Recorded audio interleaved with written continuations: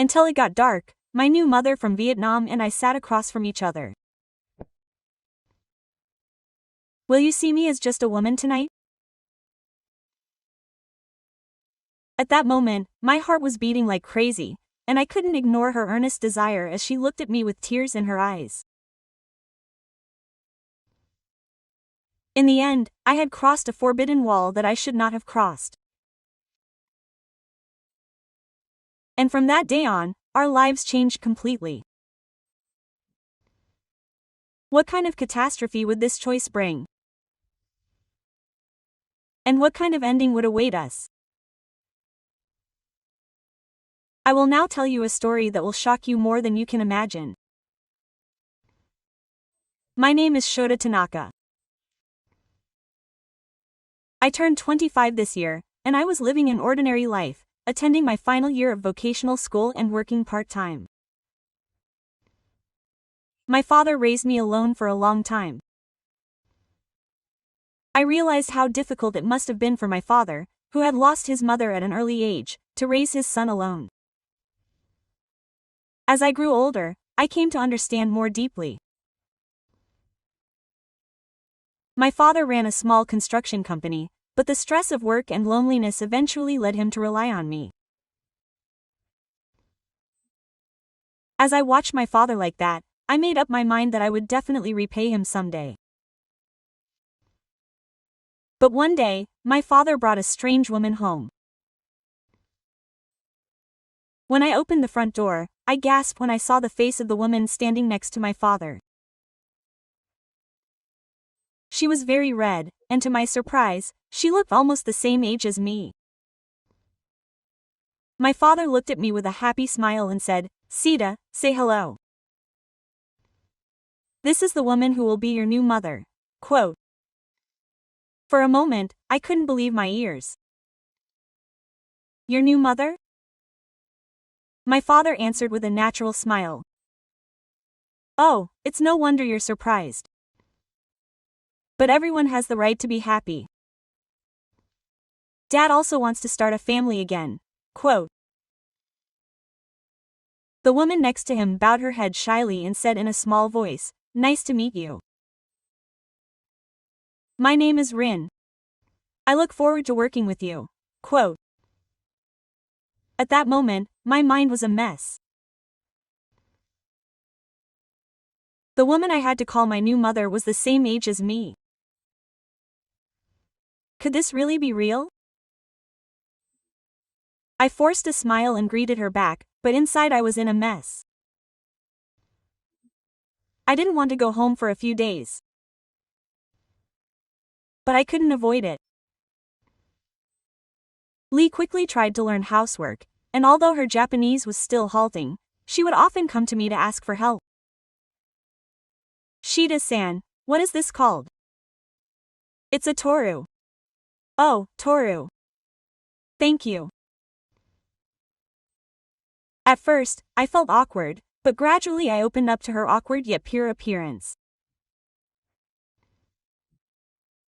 She would wake up early every morning to make breakfast, hang out the laundry, and prepare dinner in the evening.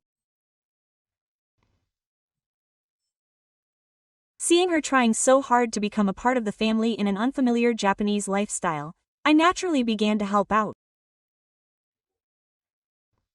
"Rin-san, if you wash rice too much, it loses its nutritional value. What do you think? It's different from Vietnam, isn't it? Japanese rice is of good quality, so just washing it lightly is enough." As we continued to have casual conversations like this, Lee began to be seen as a woman in her own right, not just my father's new wife. However, my father changed over time. Despite having a new wife, he didn't seem happy. In fact, he started drinking more than before, his voice became rough, and he would sometimes take out his anger on tequila. One day, while I was studying in my room, I heard a dull noise. I went out in surprise and found Rin lying on the floor, her arms covered in bruises. My father's face was red with anger. What's wrong with me that I have to suffer this humiliation from you, who came all the way from Vietnam? Rin said while crying. What did I do wrong? You drink too much. At that moment, something started to build up inside me. I couldn't stop my father, but I went into the room and applied medicine to Rin's crying arms, saying quietly, Rin-san, please don't be so sad. Dad has been really tired lately too. Quote, Rin smiled weakly while wiping away tears. Just having Shida express his love for me like this makes me feel a little better. From that day on, my feelings for Rin changed. At first, I felt awkward and deep about being a new mother, but as time passed, the loneliness and sadness she was experiencing began to seep deeper into my heart.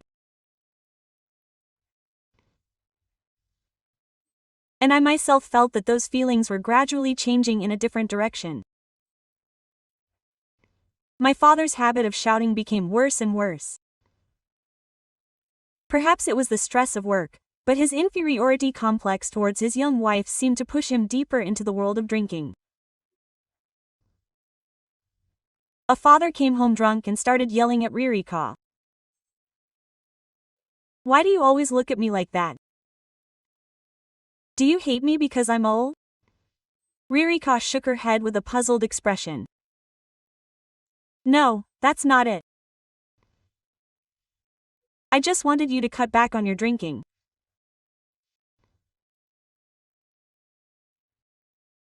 Then her father slammed his hand on the table and shouted, You're only 23. I'm 58, I can't do what you want like those old men. I get tired as soon as I lie in bed.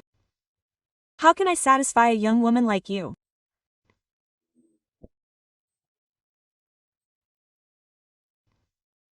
I was listening to all of these words in my room. My father's voice was trembling, and it didn't sound angry. It sounded like he was exposing his own helplessness. But to Ririka, it was nothing more than cruel insults. Ririka replied in a tearful voice, I don't want that. I just want to laugh with you, eat with you, and live a normal life. Her father turned his face away and finished his drink. Don't lie. Your eyes sparkle when you're with young men. I'm old now. I can't do anything. You'll probably end up leaving me too. Ri burst into tears at those words. I couldn't stand it anymore and rushed out. Dad, please stop. What did Rin do wrong? My father glared at me and lashed out. You don't understand what it means to be powerless as a rich man. Do you know how miserable it is for an old man like me to live with a young woman?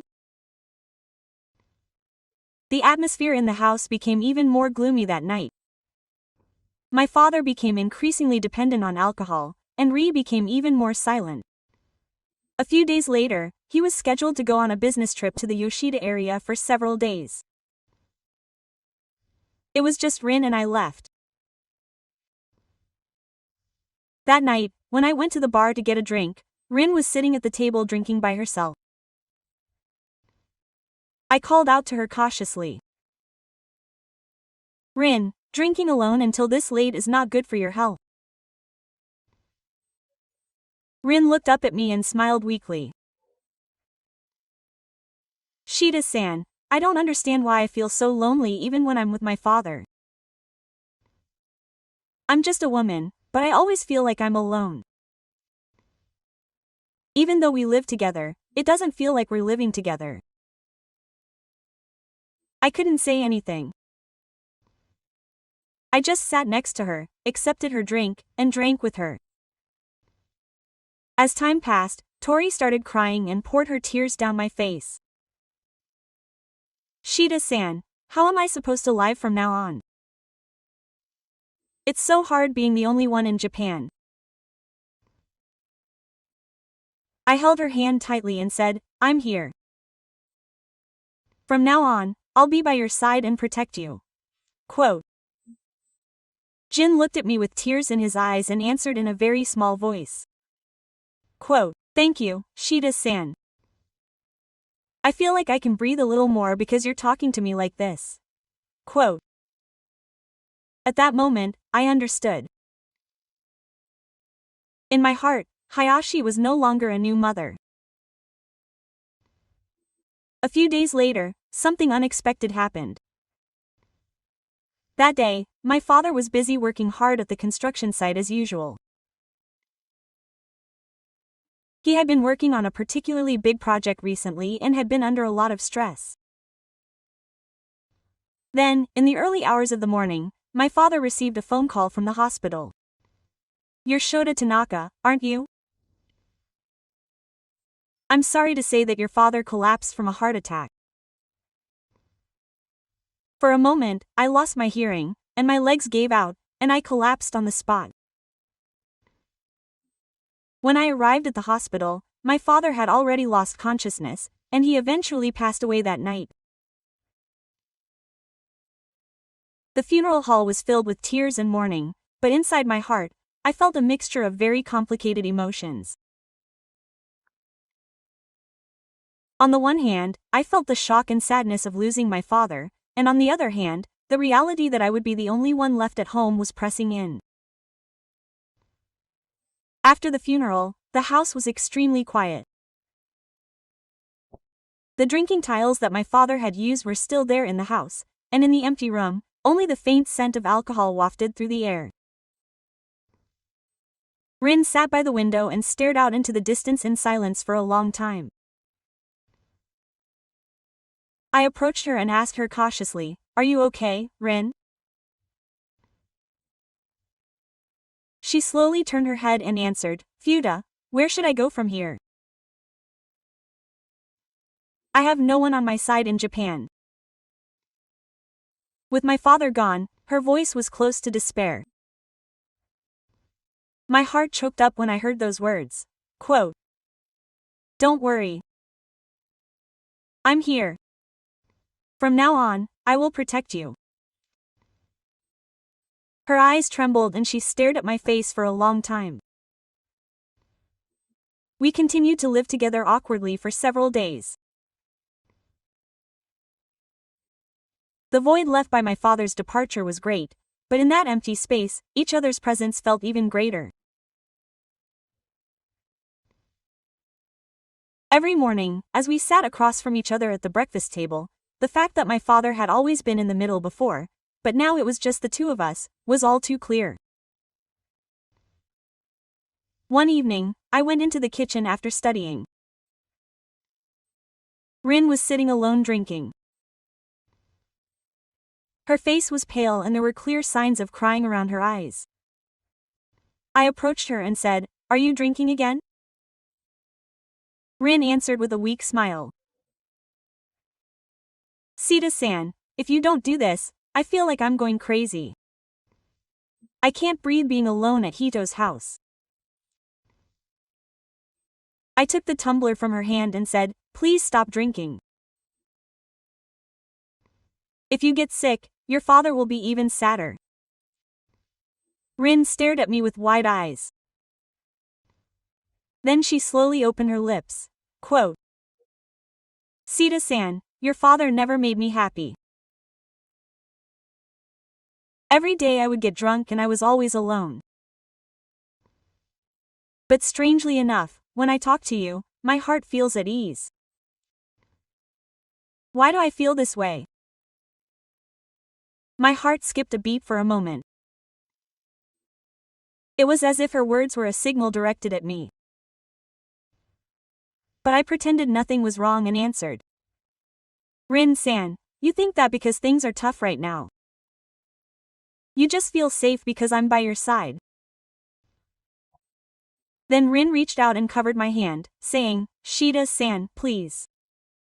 Don't leave me alone. I wouldn't be able to bear it if you disappeared now too." Quote. At that moment, the atmosphere in the room changed. The warmth of the forest that I felt through my fingertips warmed my entire body. Rin and I sat there silently, holding hands like that for a long time. And then I realized that our relationship could no longer be simply described as a new mother and son. Since my father passed away, the atmosphere of our differences had become even stranger. At first, I felt unsatisfied that I couldn't hear my father's voice, which I had always been close to, but as time passed, that void remained as a strange aftertaste. Above all, it was the presence of others in our inner circle that filled that empty space. When Cho woke up, we sat across from each other at the dining table and ate our meal in silence. The only sound was the clatter of spoons against bowls, but in that silence I felt a strange sense of unease. The mere fact that Rin was sitting in front of me gave me the illusion that the house wasn't empty. One night, I was doing my homework and felt short of breath, so I went out. Rin was sitting on the sofa, staring blankly out the window. As soon as I sat down next to her, she spoke first. "Shida-san, it's so quiet here. It was hard when Dad was here, but I still felt like there was something alive. Now it just feels empty," I answered while looking at her profile. "Rin-san, from now on we have to support each other. Since Dad's gone, aren't we just the two of us?" She turned her face and looked me straight in the eye. "Aren't you scared?" "The eyes of the people, the eyes of our relatives. What if they think we're being weird when we rely on each other?" I was a little speechless. But deep down I already knew the answer. "Ri-san, it doesn't matter what people say. I will protect you." Her eyes trembled, and tears soon welled up in her eyes. Then she said in a trembling voice, "Doda-san, when you hold my hand, I feel like I'm still alive." I unconsciously held her hand. I felt her cold fingertips gradually warm up in the palm of my hand. After sitting like that in silence for a long time, she suddenly turned her face toward me. "Will you treat me as just a woman tonight?" My heart was pounding like crazy. Even as the fact that I was a new mother raged in my head, my body was already embracing her. The content was so clear that I couldn't even see it. Ri looked at me with tears in her eyes and said, "Doda-san, I know we shouldn't be doing this. But I'm so lonely. I can't stand it without you." Quote. I answered with a fresh breath. "I know too. But I can't stop anymore." At that moment, the air in the room became even hotter. The wind was blowing outside the window, but our breathing became closer. I touched my forehead to hers and said, "Rin, let's be honest with each other just for tonight." And I finally crossed that wall. The atmosphere in the house simply changed after that night. Even when we were in the same space, our gazes became deeper, and even the smallest touches caused a much greater shiver than before. Even at the breakfast table, Rin and I would somehow avoid each other's eyes while playing with our spoons. But the more we avoided each other's eyes, the more aware we became of each other. As Tori was putting on her shoes at the entrance to go to school in the morning, she called out quietly from behind us.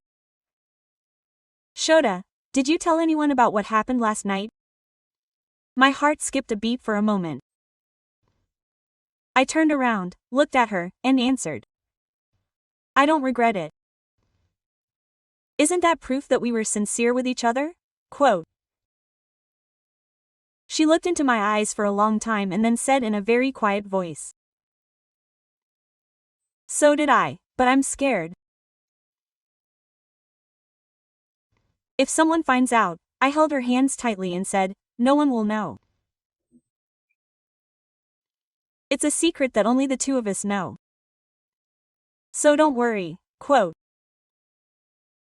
At that moment, tears welled up in Square Root's eyes again, but this time they weren't sobs, they were tears mixed with a sense of aching and heaving. From that day on, we cautiously approached each other. We spent our days apart, trying to leave as few traces as possible, but at night we sought each other out. I hesitated for a long time in front of Ri's room before knocking, and she carefully opened the door and opened it. Shida-san, what if someone sees us? I answered tentatively. It's okay. Aren't there just the two of us here? And we were once again embraced in each other's arms. For that moment, we were able to forget all about the world's gaze and our guilt. Ri closed her eyes in my arms and said in a low voice, Shida-san, when I'm in your arms, I feel like I'm coming back to life. I answered while stroking her hair. So do I, Rin-san. I don't think I can live without you anymore. But fear always accompanied our sweetness. The photo my father left behind was still hanging on the wall, and every time I passed by it, a strange sense of guilt washed over me. Ri was the same. One day, she held my hand and said, Shida-san, if our father finds out, won't we be punished?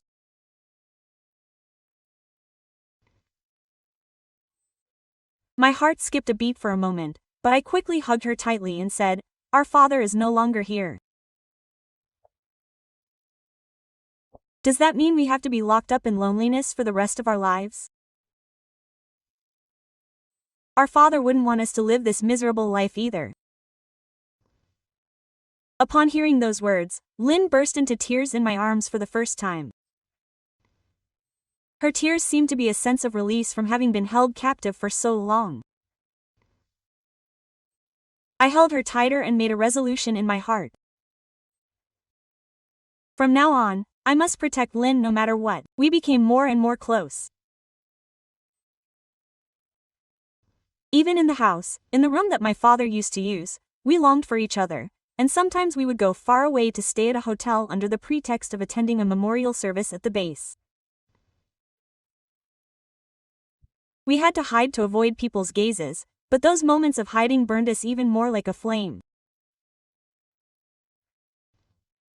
But at the same time, an unknown shadow was looming over us. The fear that this secret would one day be revealed to the world, and the ominous feeling that that day was approaching, gradually grew stronger. Lynn and I became bolder as time passed. At first, we would only sneak around the room at night, but now we were aware of each other during the day as well, and even a brief touch would make me shiver. One day, I was on my way home from shopping. I heard one of the neighborhood ladies watching us and whispering to each other. Oh, something's wrong with that house. That's a son and his new mother. Why are they walking so close together? Those words stuck in my ears for a long time. As soon as I entered the house, I was with Rin.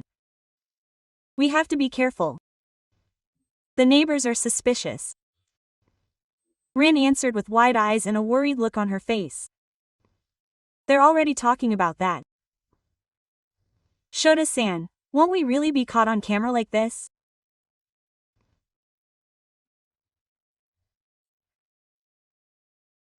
I held her hands and said, don't worry, if we're careful, no one will know.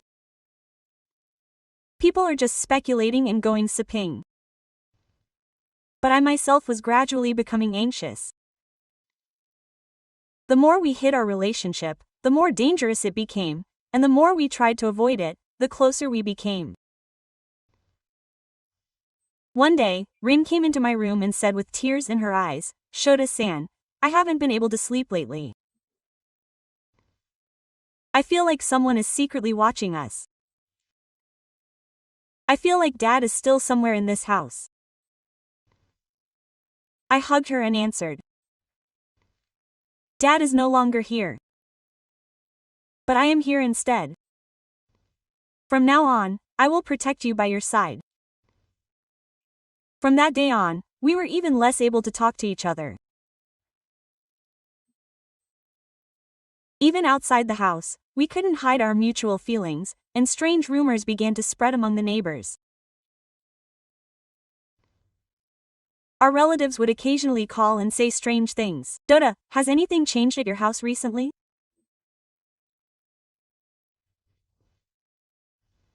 By the way, why does your new mother always bring up you first?" Every time I heard those words, my heart skipped a beat. But even in the midst of all that anxiety, Rin held my hand even tighter and said, "Dota-san, I can't live without you anymore. Even if the whole world evacuates, I will be by your side." I felt the same way.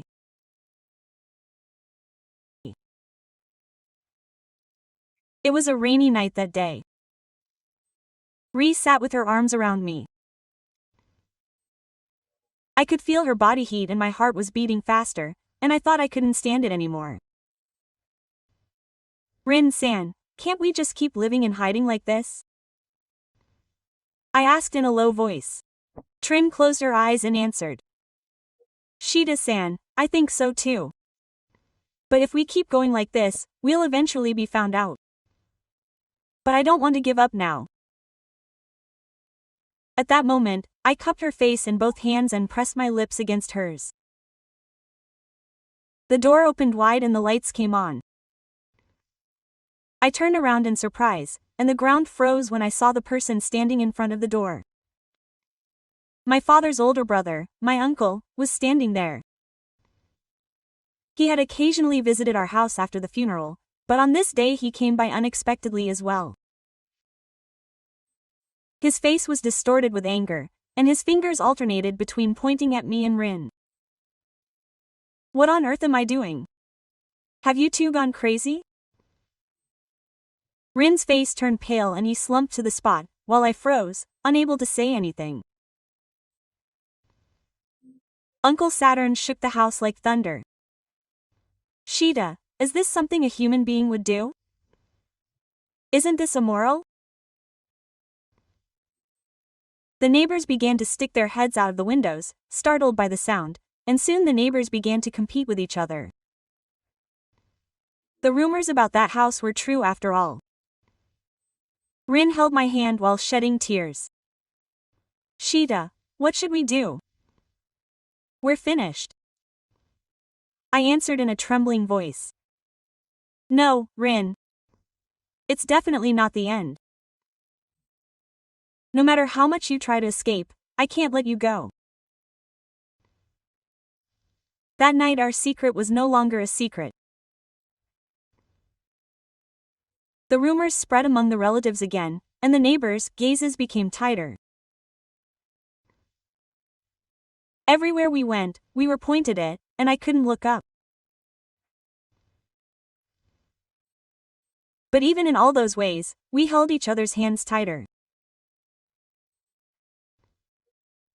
"Dota-san, even if the whole world evacuates us, I will be by your side." I looked at her and answered, "I am the same. There is no way back for us. I will go with you until the end." In the end, we decided to leave everything behind and leave this place. We decided to leave our homes, our relatives, and the gazes of the people behind us and set out in search of a life just for the two of us. As we passed in front of our father's house, I muttered to myself, "I'm sorry, Dad. But I have to choose my own life." Quote. As we boarded the bus and left the village, the familiar Kaji temple and the faces of the people outside gradually faded away. Many people pointed at us behind us, but Rin's hand, which was firmly holding mine, felt warm. Rin handed me her hand with tears in her eyes. "Dota-san, are we really okay?" I answered with a smile. "We are okay. Even if the whole world evacuates us, I will be by your side until the end." Quote. At that moment, a strange peace came over me. I knew that the path we were walking was a forbidden one, and that we might pay a heavy price at any moment, but at least at that moment, it was sincere. You all must have been shocked to hear my story. I know that the truth is a big deal. However, I have already made my choice, and from now on, I will walk for the happiness of just the two of us. Now, I would like to ask you a question.